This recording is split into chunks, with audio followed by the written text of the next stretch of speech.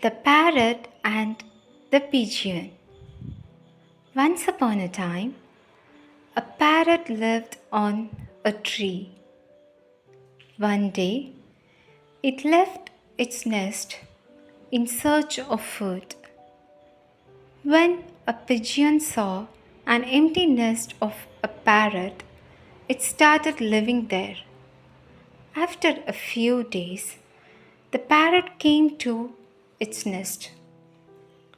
It's a pigeon there and started fighting with it to leave its nest. At that moment, a jackal was passing by.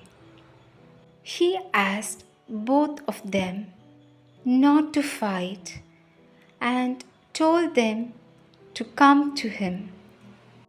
As soon as both went to him, he ate them.